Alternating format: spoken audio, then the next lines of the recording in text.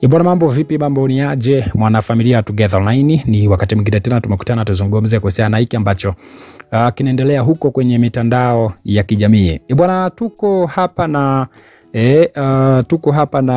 na mwanadada Zari the Boss Lady. Ameweza kuposti video kwenye akaunti yake ya Snapchat akituonesha iftari yake ya leo.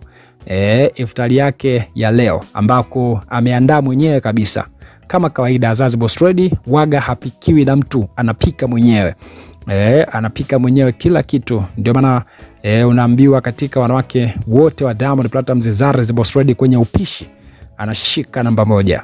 Mwingine anayefuata labda ni Hamisa Mobeto, Tanasha ni wa mwisho huko.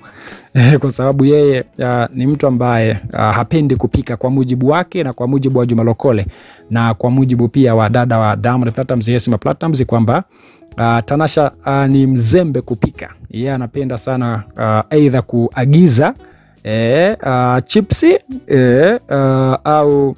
au kupikiwa na mfanyakazi.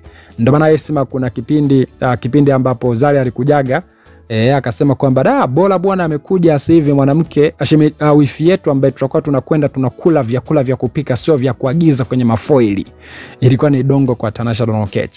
So tuangalie jamani hapo video ambayo Zari the Boss Lady bwana akaweza kuposti iftari yake ya leo.